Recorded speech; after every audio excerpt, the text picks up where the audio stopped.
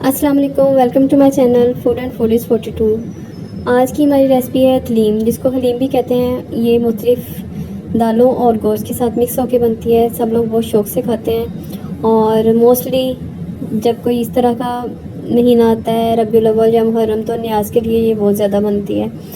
तो आज की रेसिपी हलीम है और बिल्कुल देगी स्टाइल से है। चलिए इसको बनाना स्टार्ट करते हैं। सबसे पहले मैंने 2 घंटे पहले दालें जो हैं उसको भिगोया मैंने। दाल मैं कप के लास्ट से बता रही हूँ ताकि जो बिगिनर हैं उनको ग्राम्स और इन चीज़ों की मुश्किल ना हो। 2 कप मैंने चने की दाल ली है, हाफ़ कप माश की दाल और हाफ़ कप ही चावल, हाफ़ कप मूंगी और मसर की दाल। कप के लिहाज से इसलिए बता रही हूँ ताकि आप लोगों को आसानी हो मेजरमेंट में। ये सारी चीज़ें जो हैं इनको अच्छी तरह धो के 1-2 पानी और इसको सोक कर देना है। और सोक जब करना है तो इसको ढक के रख दें और 2 घंटे के लिए इसको पड़ा रहने दें ताकि जो दाल अच्छी तरह से फूल जाए और फिर हम इसको पकाएंगे। 1 कप मैंने दलिया लिया है। अगर आपके पास पूरी गंदम है तो आप दालों के साथ ही 1 कप गंदम भी भिगो दें। अगर दलिया है तो इसको अलग से भिगोएं। दलिया को मैंने 2 घंटे भिगोया है और अब मैंने इसको पकने के लिए रख दिया है। हलीम का जो गोश्त है वो तकरीबन कौरमा के स्टाइल से पकता है, इसलिए सबसे पहले इसमें हम ऑयल ऐड करेंगे। मैंने तकरीबन हाफ़ कप ऑयल लिया है और इसमें 3-4 तेज़ पत्ते और 3-4 पीस दालचीनी के ये डाल के इनको थोड़ा सा गर्म किया। और ये देखिए एक साइड पे दलिया भी मैंने रखा हुआ है और भीगने की वजह से ये जल्दी पक के तैयार हो रहा है, बिल्कुल मुलायम सा तैयार हो गया है। और दूसरी साइड पे मेरे गोश्त की तैयारी हो रही है और गर्म हो चुका। अब इसके अंदर मैं लहसुन अदरक का पेस्ट 2 टेबलस्पून डाल के इसको फ्राई करूँगी ताकि इसमें से खुशबू आना शुरू हो जाए। ये देखिए इसको अच्छी तरह से फ्राई करना है ताकि इसकी स्मेल ख़त्म हो जाए। और फिर इसके अंदर हम तकरीबन 1 किलो बोनलेस गोश्त आपके पास है तो बोनलेस ले लें और थोड़ा सा बड़े पीस लें बोटियों के, क्योंकि इसमें दलीम में जो है तार बनती है तो फिर ही मज़े के लगते हैं। मेरे पास फ़िलहाल यही था 1 किलो, लेकिन ज़्यादा इसमें बोनलेस था तो मैंने यही इस्तेमाल कर दिया है। आप अगर दलीम के लिए स्पेशल मंगवाते हैं तो उनसे कह के बड़ी बड़ी बोटियाँ रखवाएँ। ये सारा इसमें डाल के अच्छी तरह से भून लेना है। 2 प्याज जिसको फ्राई कर लें, मेरे पास फ्राइड है मैं वो डाल रही हूँ। आप 2 प्याज फ्राई करके पहले रख लें जैसे कौरमा में डालते हैं। इसको भी डाल के अच्छी तरह इसके साथ भून लेना है। ये जितना कौरमे का टाइम लगता है इस गोश्त को भी उतना ही टाइम लगेगा। इसको अच्छी तरह भूनना है ताकि सारी चीज़ें मिक्स हो जाएं।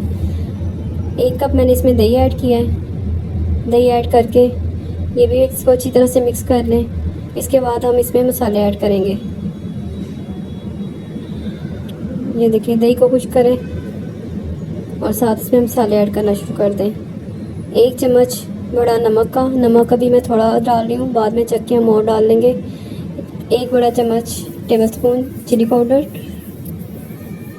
1 टेबलस्पून कोरिएंडर पाउडर यानी कि सूखा धनिया, हाफ़ टेबलस्पून या 1 टीस्पून हल्दी का डाल दें और 1 टीस्पून ज़ीरा। इसमें अभी मैंने मिर्च और नमक थोड़ा सा कम रखा है क्योंकि इसमें काली मिर्च ऐड होती है लाजमी, वो हम ऐड करते हैं, इसलिए मिर्च मैंने कम रखी है। कुछ सब्ज़ मिर्चें ऐड होती हैं और नमक जो है वो जब दलीम तैयार हो जाती है तो उसको चख के भी डाल सकते हैं ताकि तेज़ नमक ना हो जाए। ये देखिए मैंने थोड़ा सा पानी डाल के इसका मसाला भून लिया है। मसाला भूनने के बाद इसमें मैंने और पानी डाला है और इसको मैं प्रेशर लगा दूंगी ताकि गोश्त अच्छी तरह से गल जाए। तकरीबन मैंने इसको 20 से 25 मिनट प्रेशर लगाया है। प्रेशर लगाने के बाद मैंने खोल दिया। अब ये देखें दालों को मैंने सोक किया हुआ था, ये अच्छी तरह से फूल चुकी हैं और इसमें से हम एक्स्ट्रा जो हड्डियाँ, दालचीनी और तेज़पत्ते जो हैं वो निकाल लेंगे ताकि दाल डाल के इसको अच्छी तरह से पका सकें दोबारा से। ये सारी चीज़ें मैं चम्मच की मदद से बाहर निकाल लूँगी ताकि दलीम में ये मुंह में ना आए।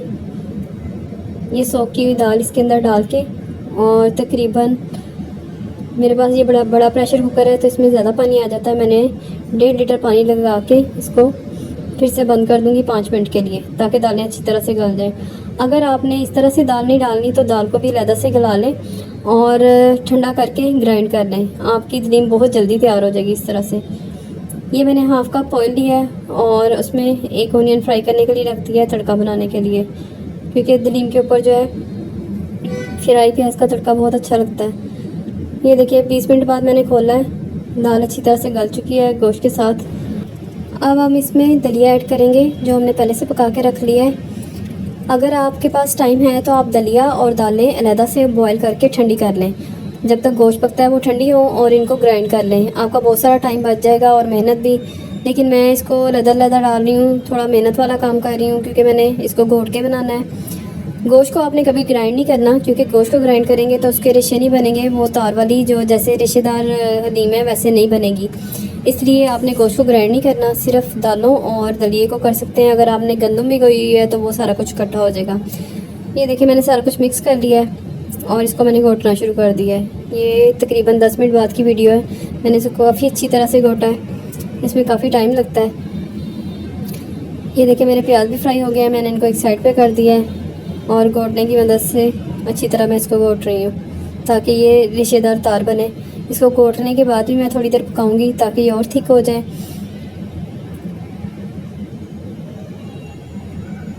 ये बिल्कुल आपकी देख के स्टाइल की पकेगी दाल। जब ये घोट के अच्छी तरह से तैयार हो जाए, थिक होना शुरू हो जाए, रेशा उसका गोश्त का और दालें मिक्स हो जाए, तो फिर इसके अंदर हम नमक मिर्च रखेंगे। एक गरम मसाले का बड़ा चमचा भर के मैंने डाला है, नमक डाला है और काली मिर्च। आप ये चीज़ें चख के देख लें, अपने हस्बे ज़रूरत और भी डाल सकते हैं। ये चीज़ें अगर आप पहले डाल के पकाएंगे तो हलीम का जो है रंग वो बहुत काला सा और डार्क हो जाएगा। हलीम जो है ऑलमोस्ट तैयार है। अब हम इसको डिश में निकाल के उसके ऊपर प्याज का तड़का लगाएंगे, हरा धनिया, हरी मिर्चें वगैरह छिड़क के पेश करेंगे। अगर आपको मेरी रेसिपीज़ पसंद आ रही हैं तो प्लीज़ मेरे चैनल को सब्सक्राइब करें और दोस्तों के साथ शेयर करें। अल्लाह हाफिज़, शुक्रिया।